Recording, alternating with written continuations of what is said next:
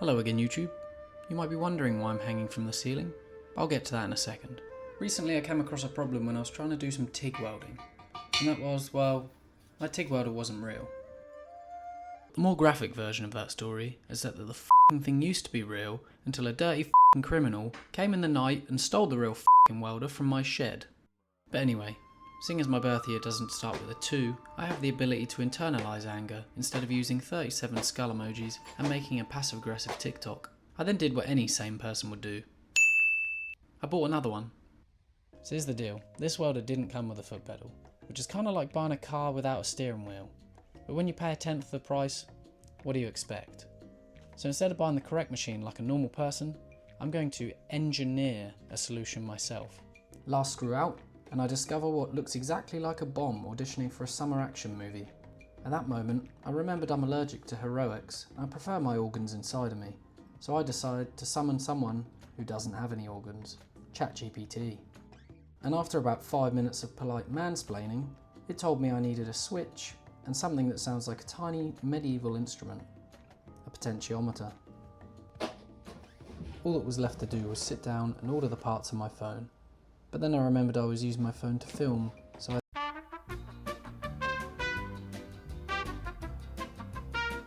and this is what showed up. A 2-position 3-pole switch and a box of 10 potentiometers, because apparently the universe has accepted that I learn electronics the same way toddlers learn balance. Now the procedure for wiring this up is mildly singe fingers, baptise wires in flux that probably has a side hustle as rocket fuel, commit to several irreversible case perforations, and pray it doesn't fall apart on assembly. Then, just stand back and admire the thing you'll definitely take the blame for when it flattens everything within a 1-mile radius. Basically, the switch lets me choose between front panel control and my new foot pedal as totally separate circuits. And no, we won't discuss the part where I had to completely rewire the entire thing because my solder joints had the structural integrity of wet spaghetti. But anyway, now comes the hard bit, making a foot pedal.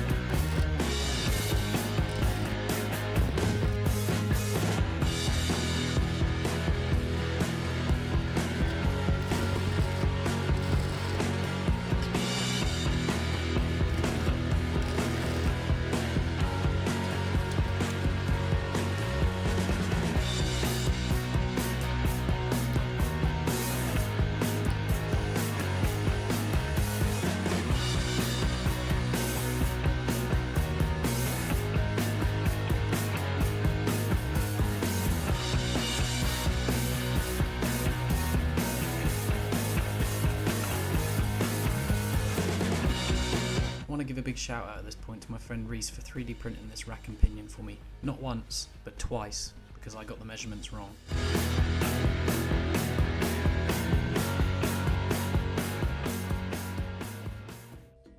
Hello everyone, I'm doing a bit of a time travel here because this is actually the pedal from the future and the clips after this one is actually from the past. So when I made this, I originally had this ugly contraption on here and the springs went down to there, and that's just to make the pedal return. I hated that. I couldn't live with myself having this. What is that? It worked, but look at it. So I did a bit more work. I've actually integrated the springs internally. I don't know if you can see them in here, just in there. And then I have added this like limit strap thing that you can twist out the way if you want to take it apart and stuff. But basically that's just to stop the springs overextending and then allowing the springs to actually ping out. But literally works exactly the same. The next clips you're going to see are me testing it. So enjoy those. Just know that I fixed the goofiness you're about to see. So the foot pedal is here, but we're not going to use the foot pedal. It's just going to be there. This is just going to be a regular. I just want to make sure the arc still strikes up as it did before. So I've got a nice fresh ground tungsten in there. Let's see if it does something.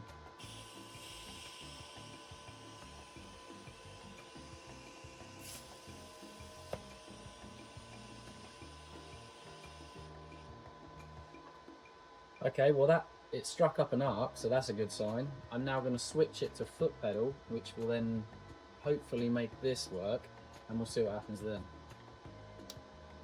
The switch is now across the foot pedal. I'm going to do it with my hand just so you can see it, but I'm just going to do this. Here we go.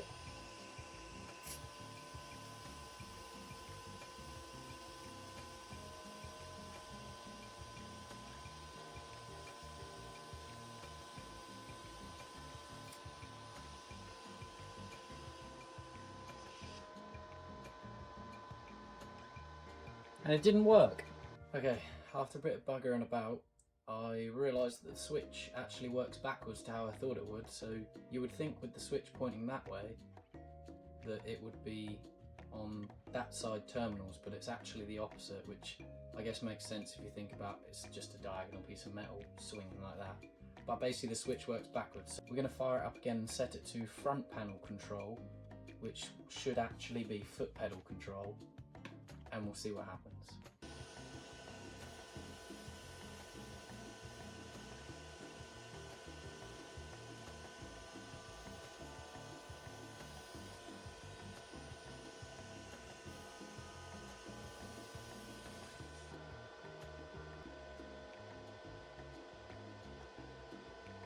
Still not working. Oh, I just realised I am a colossal idiot. If you look here, what's this? This is where the foot pedal plugs in. So I might want to plug that in before I try it, because that might be why it didn't just work. So bear with me.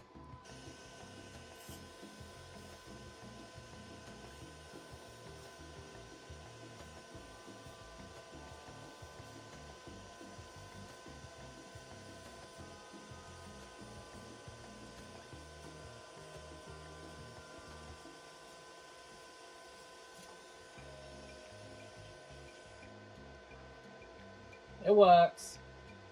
I will note it works backwards, so I need to put this rack and pinion on the other side of the pedal so it spins it the other way.